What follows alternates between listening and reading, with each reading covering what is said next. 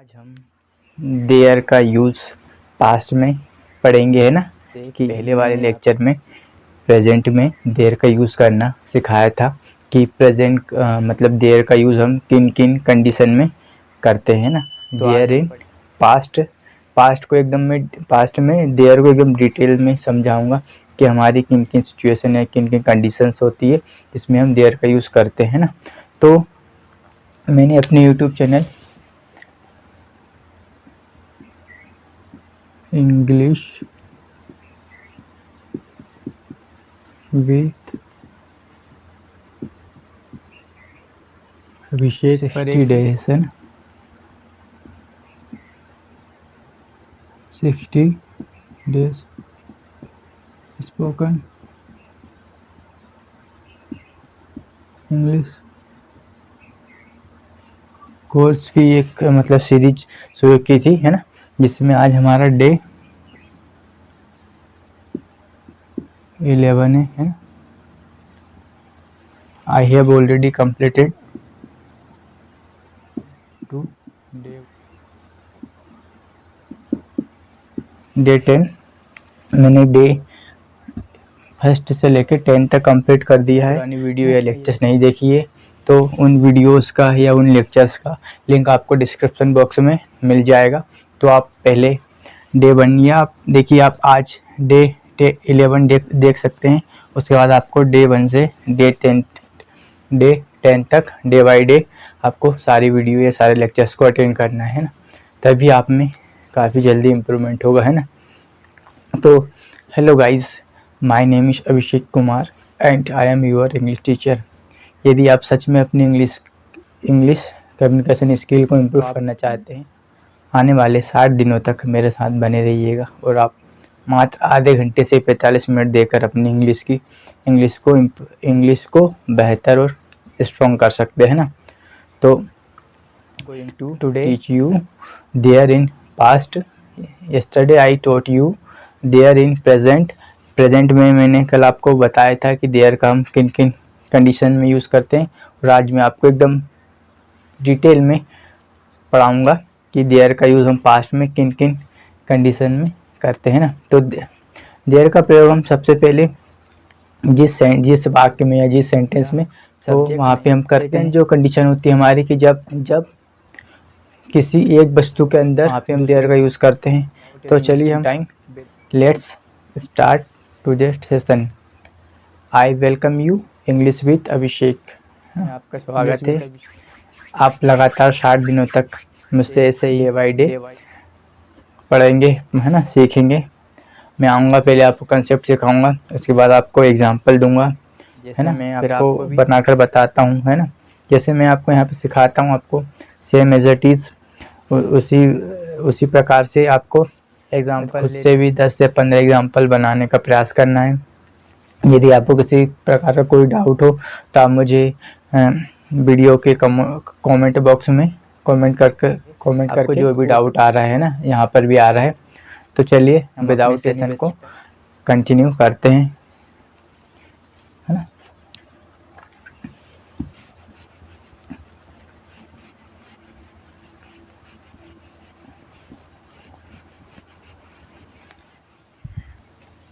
तो देखिए, आज हम पढ़ेंगे देयर, है ना।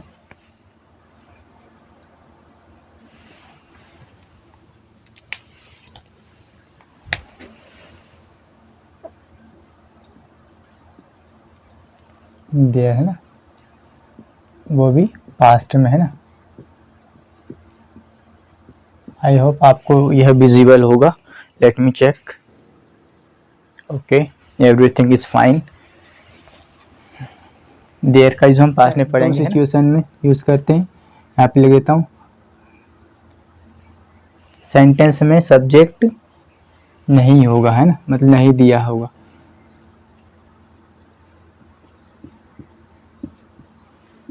सेंटेंस में या वाक्य में, है ना, में सब्जेक्ट नहीं दिया होगा, है। सेकंड जो होगी कि जब एक वस्तु एक वस्तु के अंदर दूसरी वस्तु है ना, जब किसी एक वस्तु के अंदर दूसरी वस्तु भी है ना, दूसरी वस्तु हो।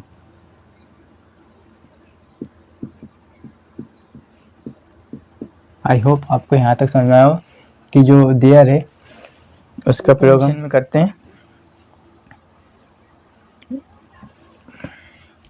एक, जब जिस वाक्य में है ना, जिस वाक्य में सब्जेक्ट नहीं दिया हो वहाँ पे करते हैं देयर का यूज़। सेकेंड जो होता है हमारा, जब किसी एक वस्तु के अंदर दूसरी वस्तु हो। जैसे फॉर एग्जांपल मैंने पहले का बताया कि तारे हैं, तो देयर वर स्टार्स। बोला कि जानवर थे, एनिमल्स। सेकेंड, जब किसी एक वस्तु के अंदर दूसरी वस्तु हो। फॉर एग्जांपल से मैंने बोला कि मेरे गांव में 40 लोग थे, तो there were 40 people in my village. घर पर मेहमान थे, तो there were guest at the home. Marker में स्याही थी, तो there was ink in the marker. पानी में यानी बोतल में पानी था, तो there was water in the bottle. इस प्रकार से हम we can make lots of sentences, है ना। तो हम इस प्रकार से गाइस बहुत सारे सेंटेंस बना सकते हैं। एक बार हमें यदि कंसेप्ट क्लियर हो जाता है उसके बाद, है ना। तो इसमें देखिए, सबसे पहले हमें इसका जो स्ट्रक्चर होता है यहाँ पे लिखना होता है देयर,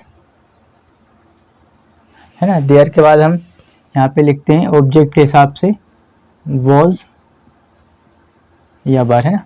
हमें यहाँ पे ऑब्जेक्ट देखना होता है कि ऑब्जेक्ट हमारी मतलब एक है या एक से अधिक है। फिर यहाँ पे हमारी ऑब्जेक्ट आता है, लास्ट में यहाँ पे हमारा आरपीएस आता है ना। RPS means remaining parts of speech, जो हमारे सब मतलब वाक्य का जो अन्य भाग होता है ना, बचा हुआ शेष भाग, उसे हम आरपीएस बोलते हैं। तो ऐसे मैंने एग्जांपल दिया कि मेरे गांव में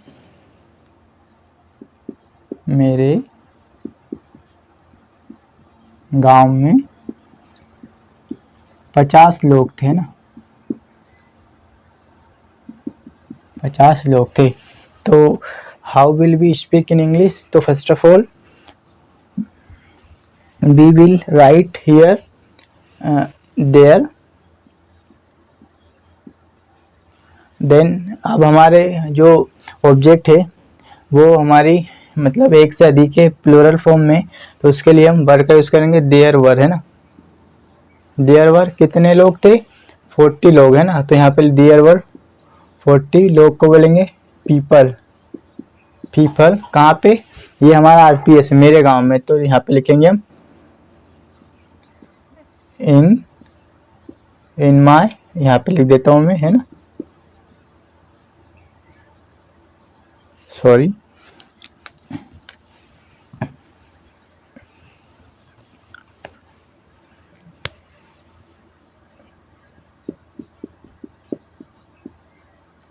इन माय विलेज, है ना। तो देखिए सबसे पहले मैंने यहाँ से लिखा देयर, उसके बाद ऑब्जेक्ट हमारा प्लूरल था, एक से अधिक, उसके लिए यहाँ से लिखा वर। देयर वर 40 पीपल, 40 लोग को बोलेंगे देयर वर 40 पीपल। कहाँ पे?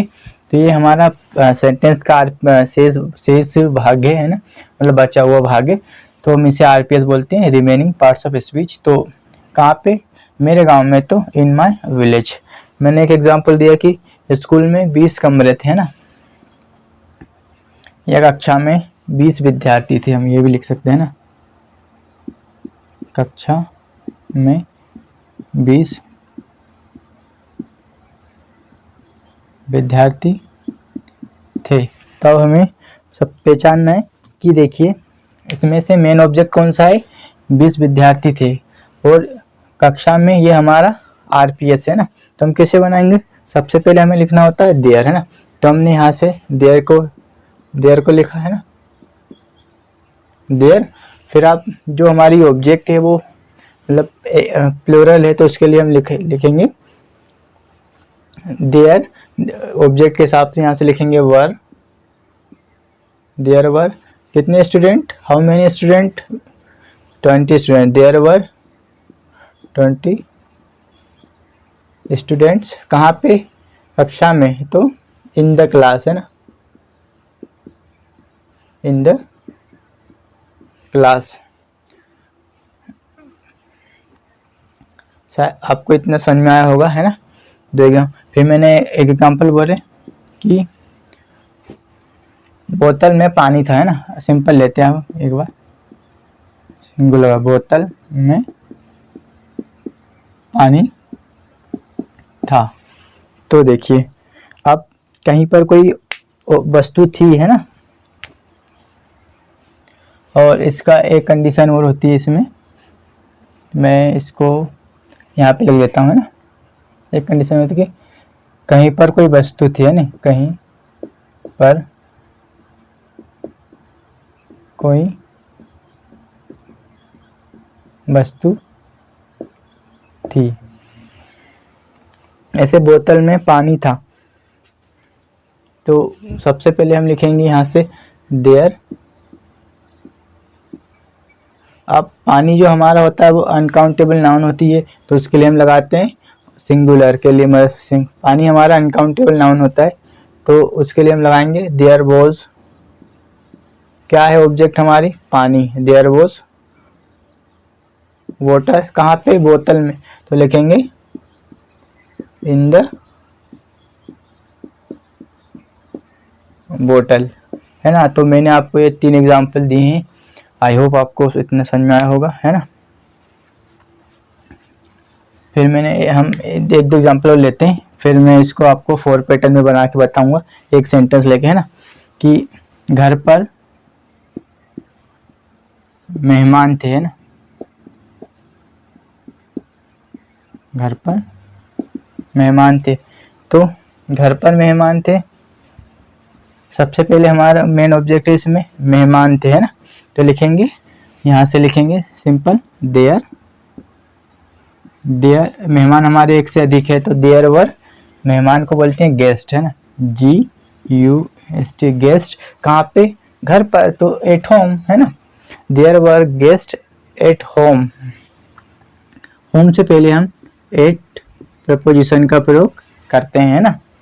नेक्स्ट हमारा जो सेंटेंस है जानवर थे है ना, हम बोलते हैं ना कभी कभी कि वो मतलब जानवर थे ना, तो जानवर थे की इंग्लिश कैसी होगी, जानवर थे है ना। तो देखिए इसमें हमें सब्जेक्ट दिया नहीं है, ये जानवर थे ये हमारे ऑब्जेक्ट है ना, तो सब्जेक्ट तो ही नहीं, तो इसके लिए हमें जाहिर सी बात है देयर का यूज़ करेंगे, तो हम यहाँ से लिख देंगे, लिखेंगे देयर, जानवर थे। अब जानवर हमारे मतलब एक से अधिक थे ना, तो देयर वर, जानवर की इंग्लिश होती है एनिमल्स है ना, देयर वर एनिमल्स। तो देखिए I have written 5 example at the board, you can see है ना गाइस। तो आप भी खुद से भी बनाने का प्रयास कीजिए, यदि आप अपनी इंग्लिश, सच में आप अपनी इंग्लिश को इम्प्रूव करना चाहते हैं, तभी तो आपने वीडियो पर क्लिक किया है ना। और यदि आपको मेरी मेहनत अच्छी लगे, पढ़ाने का तरीका अच्छा लगे, मैं जो आपको समझाता हूँ समझ में आता है, तो वीडियो को लाइक ज़रूर करें और चैनल को सब्सक्राइब जरूर करें, और ज़्यादा से ज़्यादा लोगों तक शेयर कीजिए, कमेंट कीजिए, लाइक कीजिए है ना। तो चलिए हम आगे बढ़ते विदाउट एनी वेस्टिंग टाइम। मैं आपको एक सेंटेंस लूँगा और 4 पैटर्न में बना के बताऊँगा और सिखाऊँगा कि आप कैसे इतनी आसानी के साथ कन्वर्ट कर सकते हैं ना।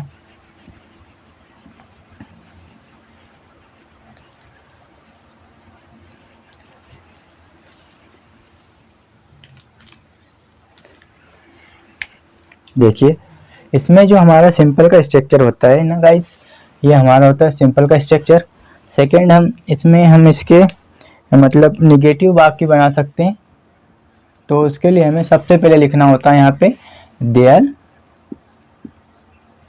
फिर ऑब्जेक्ट के हिसाब से हमें इसमें पहला ऐसा टॉपिक है जिसमें हमें ऑब्जेक्ट के हिसाब से हमें हमारा मतलब है जो हेल्पिंग वर्ब है ना वो लगानी है ना। देयर वॉज या दो में से एक वर, यहाँ पे हमें नो लिखना है ना, इस नो यहाँ पे आएगा हमारा ऑब्जेक्ट, लास्ट में हमारा आएगा आरपीएस, जो मतलब वाक्य का जो शेष भाग होता है ना या शेष हिस्सा है वो। देन होता है हमारा इंटरगेटिव, मतलब जब हमें प्रश्नवाचक बनाना हो किसी वाक्य का, जो भी हम बनाना चाहते हैं जिसका भी, तो सबसे पहले हमें यहाँ पे है ना वॉज या वर को आगे रखना होता है ना। उसके बाद यहाँ पे आता हमारा देयर, उसके बाद आता हमारा ऑब्जेक्ट रखना होता है, लास्ट में हमें यदि वाक्य में आरपीएस दिया है तो आरपीएस को रखना होता है ना। नेक्स्ट जो होता है हम इसका इंटरगेटिव और निगेटिव बना सकते हैं,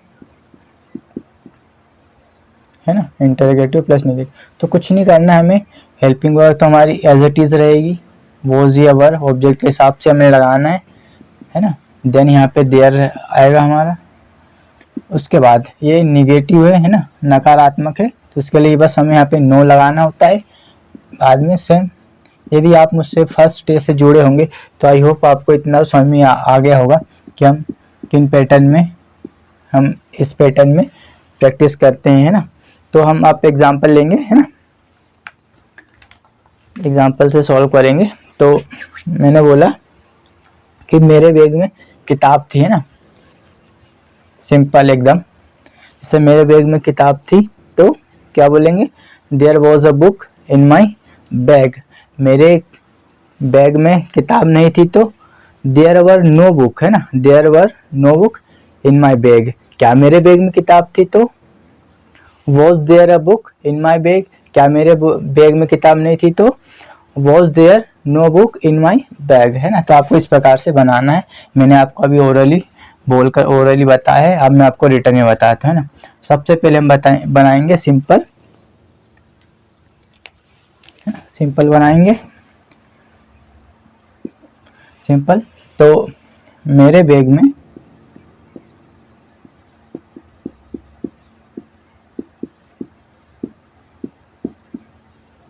या किताबें भी लिख सकते हैं ना, मेरे बैग में किताबें थी, है ना, किताबें थी। फिर हम इसका बनाएंगे निगेटिव, अभी मैं आपको इंग्लिश में ही बना के बताऊंगा। मेरे बैग में सबसे हमारा जो सिंपल सेंटेंस है वो मेरे बैग में किताबें थी। फिर जो इसका निगेटिव होगा, नकारात्मक भाग होगा, तो मेरे बैग में किताबें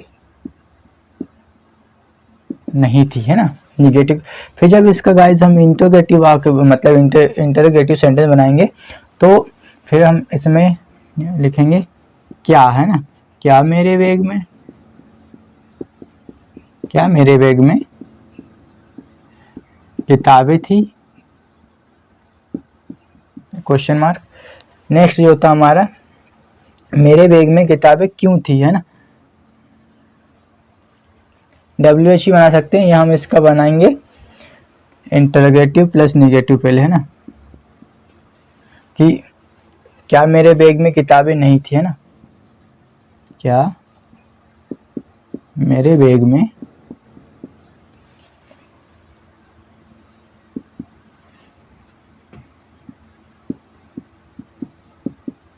किताबें नहीं थी, है ना। हम इसका WH बना सकते हैं कि मेरे बैग में किताबें क्यों थी, तो हम चलो बना ही लेते हैं ना गाइस। मेरे बैग में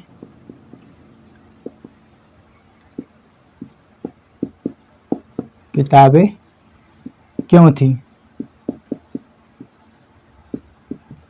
तो देखिए मैंने आपको एक एग्जांपल दिया है ना, कि हम इन 5 पैटर्न बना सकते हैं। तो मेरे बैग में किताबें थी, तो इसकी इंग्लिश होगी ना गाइस, जो देखिए, तो मेरे बैग में किताबें थी तो देयर वर, है ना, किताबें हमारे एक से ज़्यादा है ना, तो देयर वर बुक्स। कहाँ पे, देखिए किताबें थी, ये हमारा मेन ऑब्जेक्ट हो गया सेंटेंस का। और मेरे बैग में ये हमारा हो गया पार्ट्स ऑफ स्पीच, मतलब आरपीएस हो गया।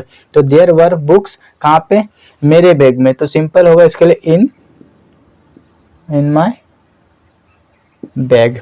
फिर मेरे बैग में किताबें नहीं थी, तो सब सिंपल है। अब हम इस पैटर्न को फॉलो करेंगे। देयर वर, है ना, देयर वर। अब मैंने यहाँ से लिखा देयर, यहाँ से लिखा वर, अब यहाँ से लिखेंगे no. There were no, object क्या है हमारा, बुक्स, कहाँ पे, इन माय बैग, है ना, इन माय बैग। फिर क्या मेरे बैग में किताबें थी, तो हमें हमारी जो हेल्पिंग वर्ब है उसको आगे लेके आना है। तो ऑब्जेक्ट हमारा प्लूरल है, उसके हिसाब से हम वर्ब को आगे ले आएंगे, है ना। तो यहाँ पे लिखेंगे वर, है ना, वर देयर बुक, है ना, बुक्स कहाँ पे, इन माय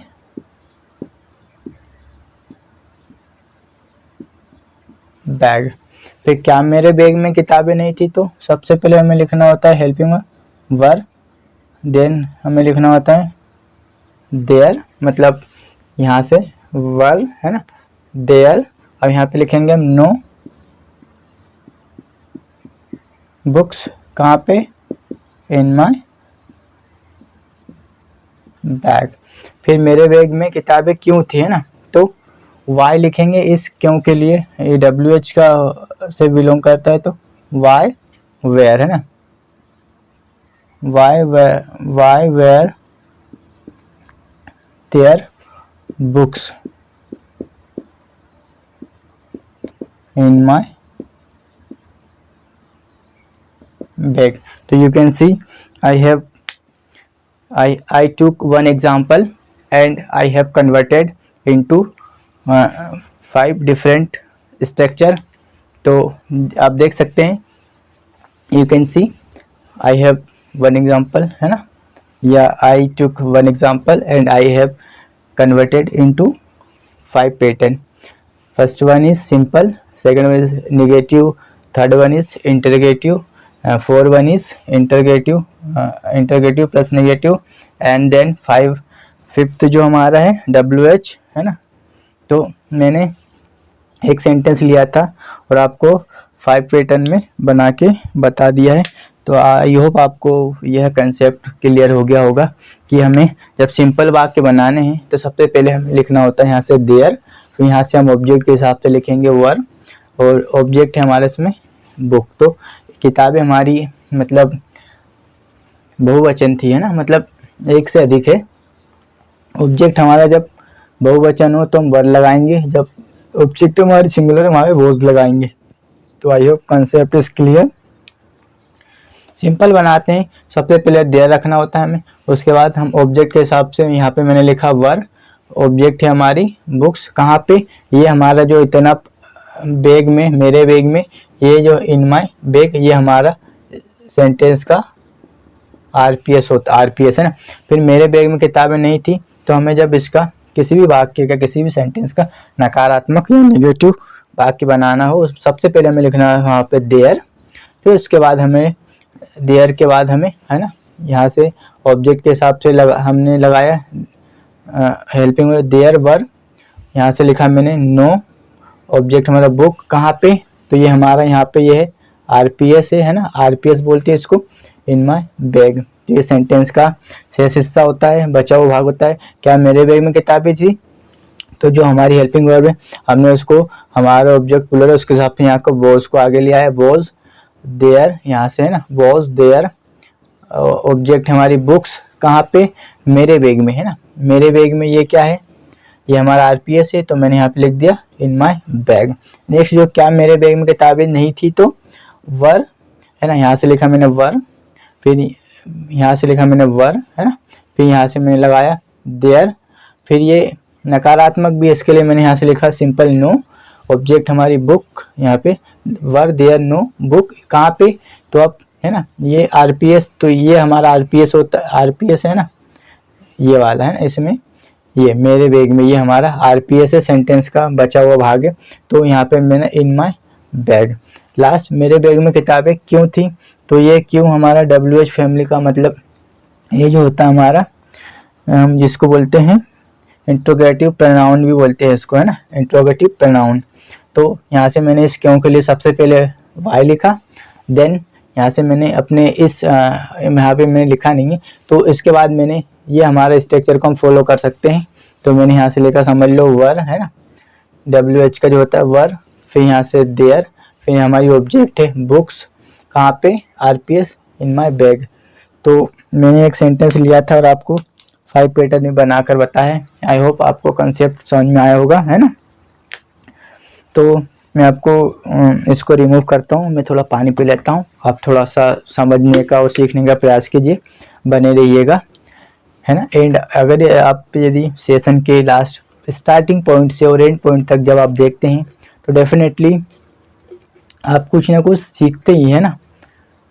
और अच्छी चीज़ पे हमें टाइम देने में कोई मतलब सोचना नहीं चाहिए। हाँ, यदि गाइज आपको वीडियो का मतलब वीडियोस यदि धुंधली या ब्लर दिखाई दे, तो जो यूट्यूब पर 3 डॉट्स राइट हैंड पे दिए होते हैं ना, आपको उस पर सिंपली क्लिक करना है और वहाँ से जाके आप अपनी वीडियो की क्वालिटी को इन्हांस कर सकते हैं, बढ़ा सकते हैं ना, और वीडियो देख के आप अपनी नॉलेज को इम्प्रूव कर सकते हैं।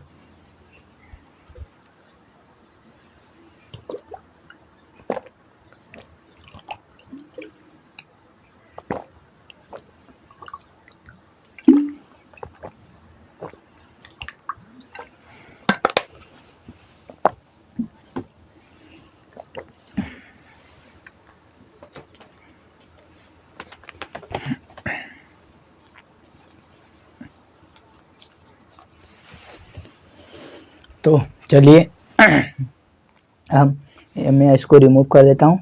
अब हम देयर का यूज़ फ्यूचर में पढ़ेंगे, है ना।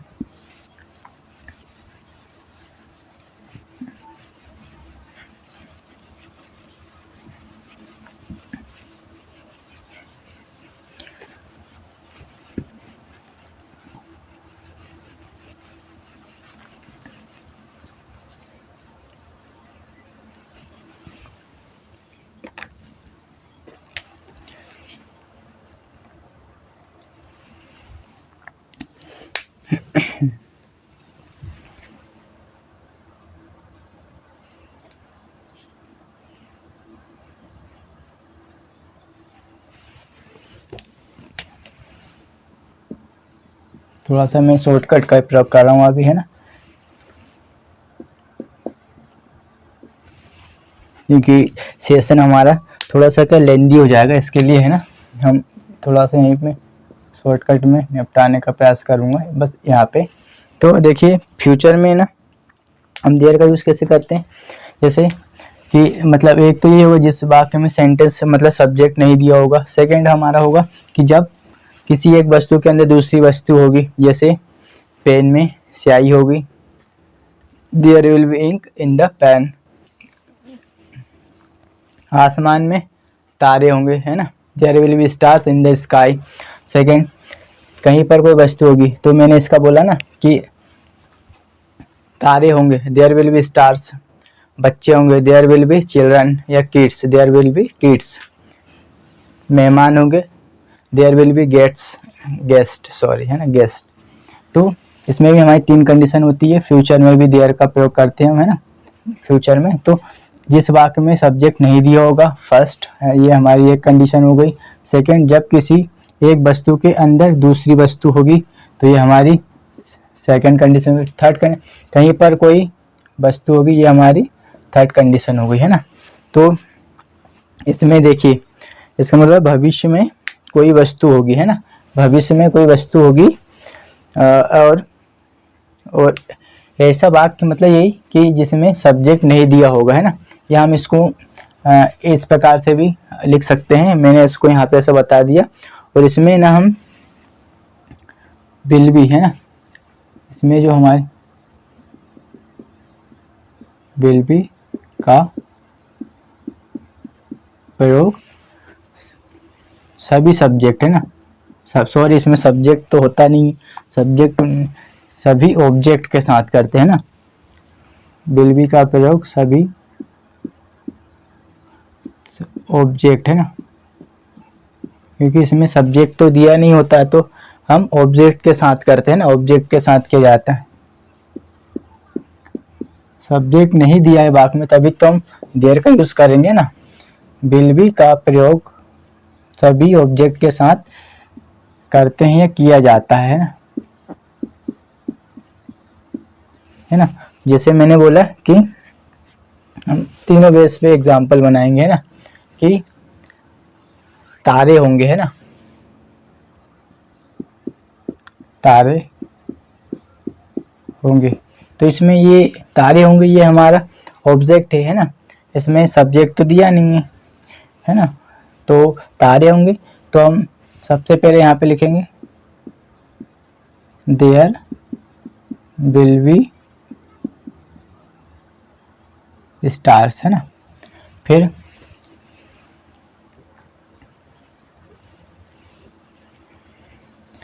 घर पर बच्चे होंगे, है ना, तो देयर विल बी, बच्चे को हम किड्स ही बोल सकते हैं, चिल्ड्रन ही बोल सकते हैं।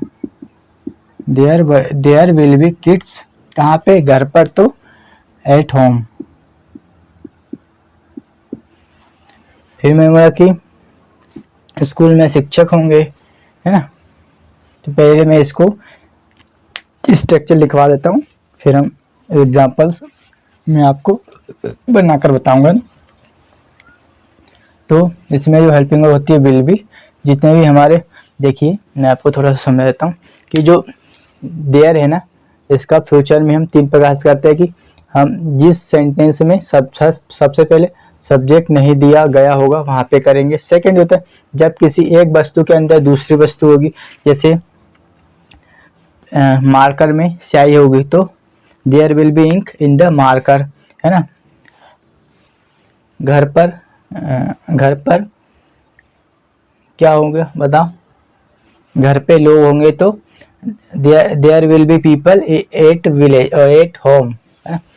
थर्ड जो होता है कहीं पर कोई वस्तु होगी तो तारे होंगे। जानवर होंगे तो देयर विल बी एनिमल्स, है ना। और जब यदि ये किसी एक वस्तु का दूसरे तो जंगल में शेर होंगे, तो है ना, जंगल में शेर होंगे। There will be lions in the forest. तो इस प्रकार से हम बनाना है। तो इसका जो स्ट्रक्चर होता है मैं आपको यहाँ पे इसको रिमूव कर देता हूँ, फिर हम, है ना, फिर एक वर्ड को मैं कंडीशन आपको बता दिए, इसको रिमूव कर देता हूँ, है ना, कि किन किन कंडीशंस में हम देयर का प्रयोग करते हैं फ्यूचर में। तो आपने समझने का प्रयास किया होगा। गाइस, जो अच्छी चीज़ें होती है हम उसमें ज़्यादा देर तक इन्वॉल्व नहीं हो सकते या टिक नहीं पाते, क्योंकि हमें ना भागने की आदत पड़ चुकी होती है। तो इसका जो स्ट्रक्चर होता है मैं आपको सबसे पहले, है ना, इसमें सिंपल हमें लिखना होता है देयर, फिर जो है ना will be, there will be object, है ना, फिर हमारा आता है लास्ट में आरपीएस। यदि वाक्य में आरपीएस दिया है तो हमें आरपीएस के हिसाब से, है ना, जो भी उसको बनाना है। नहीं दिया है तो फिर तो कोई टेंशन नहीं। नेक्स्ट होता है हमारा इसमें भी नेगेटिव, मतलब जब हम किसी वाक्य को नकारात्मक, है ना, नकारात्मक बनाना चाहते हैं या निगेटिव बनाना चाहते हैं तो उसके लिए जो स्ट्रक्चर फॉलो करते हैं हम, सबसे पहले हमें लिखना होता है यहाँ पे देयर प्लस विल बी, यहाँ पे लिखेंगे हम नो, है ना, नो ऑब्जेक्ट आरपीएस। आरपीएस मैंने आपको बता ही दिया है कि आरपीएस क्या होता है ना। फिर जब हमें किसी वाक्य का इंटरोगेटिव बनाना हो तो हम यहाँ से बिल को आगे ले आएंगे, यहाँ पे बचेगा हमारा देयर के बाद बी, है ना, देयर बिल बी, फिर यहाँ पे हमारा आएगा ऑब्जेक्ट, लास्ट में RPS क्वेश्चन मार्क। नेक्स्ट जो होता है हमारा इंटरोगेटिव प्लस नेगेटिव, तो उसके लिए हमें फॉलो करना होता है कौन से पैटर्न को, यहाँ पे लिखेंगे हम इंटरोगेटिव प्लस नेगेटिव, शॉर्ट में लिखा मैंने, है ना। यहाँ पे लिखेंगे विल प्लस देयर, यहाँ पे लिखेंगे नो, है ना। यहाँ पे हमें ये बात का ध्यान रखना है कि यहाँ बी के बाद नो आएगा, सॉरी, यहाँ पे लिखना है, ध्यान रखना हमें कि विल देयर वी, यहाँ पे लिखना है नो ऑब्जेक्ट। जब हम एग्जाम्पल लेंगे तो आपका जो भी कंफ्यूजन है, जो भी है, वो दूर हो जाएगा, है ना। तो जैसे मैंने बोला कि टेबल पर किताब होगी, है ना, या लिख देते आसमान में तारे होंगे। यार इतना माथा पच्ची नहीं करना, है ना। लिखा हमने सिंपल के लिए, यहाँ से लिखता हूँ तो ना हमें बनाने में सही रहेगा, यहाँ से ना सिंपल आसमान में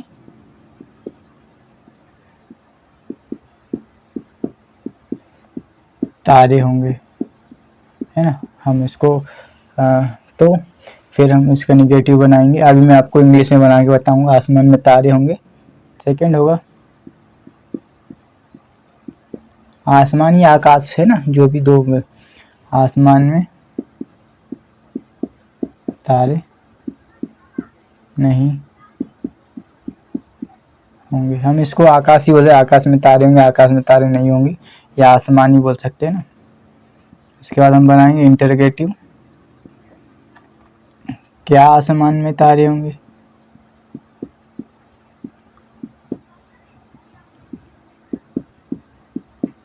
तारे होंगे। नेक्स्ट जो होता है हमारा इंटरोगेटिव प्लस नेगेटिव, है ना, क्या आसमान में तारे नहीं होंगे, ना, क्या आसमान में तारे नहीं होंगे। तो अब हम इसको इंग्लिश में कन्वर्ट करेंगे। थोड़ा सा पानी पी लूँ गाइस, ना देखिए क्या है, बोलते बोलते थोड़ा सा